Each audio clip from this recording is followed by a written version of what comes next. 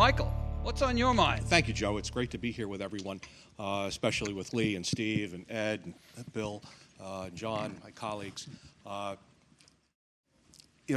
Steve's comment, with what's going on to help us reach our economic potential, I would take a slightly different view, and that is, I think we've reached our potential given the limitations of our infrastructure as it exists today. What we're attempting to do is take this region to the next level with what Lee and Steve and Ed and we in the state are trying to do, the governor, and develop this region into the next innovation arena. So good things are happening across the board, but there are problems. Yes, bail reform is a huge issue right now.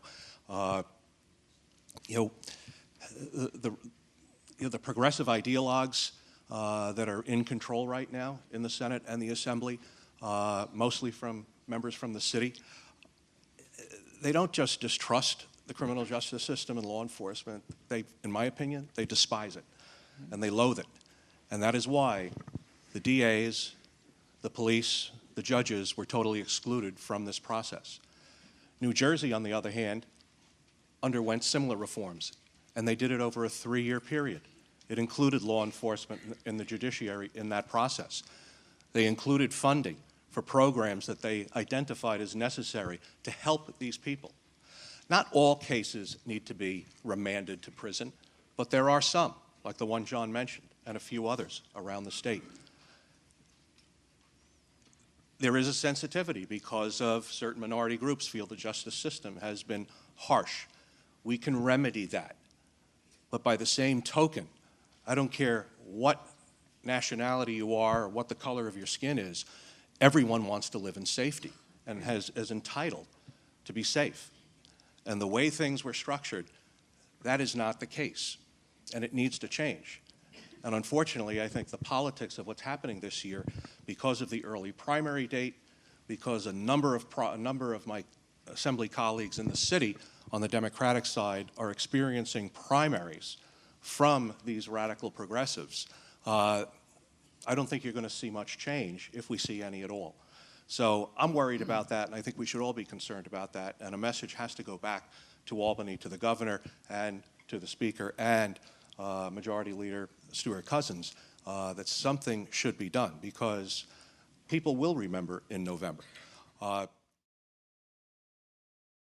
We still have issues. Pension reform is something that's very important to me.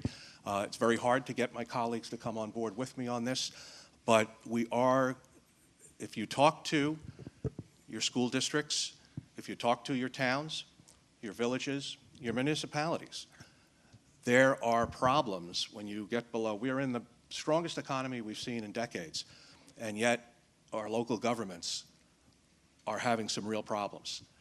You've got the cost push inflation from the minimum wage increase. You've got, because of the generosity of some of the provisions of our municipal labor contracts, the cost pressures continue to rise.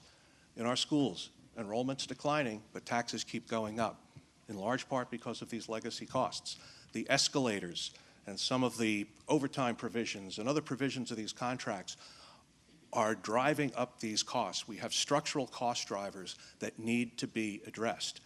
And I think when the budget comes out next week, and if we start seeing some cost shifting to the counties, and we're going to see some financial acrobatics, because quite frankly they're necessary, although not sound, we have to, sooner or later, we have to take a look at what's driving up these costs. We all know health care is a huge problem, but these legacy costs, the cost of pensions, why we are not transitioning, at the very least for future workers, to a defined contribution 401k style system, which, by the way, is used at the state university by 70% of the instructional staff. And they like it, and it's portable, and it works, and it's less expensive than the traditional defined benefit. That day is coming. That day is coming, in my view. When you look at, if we continue with the same political infrastructure where the city dominates both the Senate and the Assembly, then Long Island is going to get shortchanged again. And the governor said in his address about the disparity in funding for education, he said the progressive solution is to use state funds to shore up those underperforming districts in the less wealthy areas.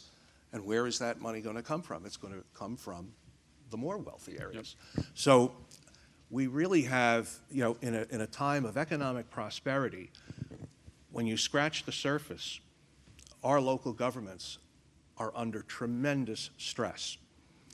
And the state can do a lot to fix that. And I see it as my job, John now sees it as his, to scream to the rafters about what we need to change. And pension reform is still right there. It's still there. It's necessary. But when we go through an economic decline and the business cycle, it's going to happen. We'll go through a recession sooner or later. That's when, you know, that's when we find who's swimming without trunks when the tide goes out. And our municipalities are going to be totally exposed in addition to our school districts. This is a real problem. It doesn't get much attention, and I understand why. There are some very powerful organizations that don't want to see anything change, and we know who they are. And I'm not their enemy.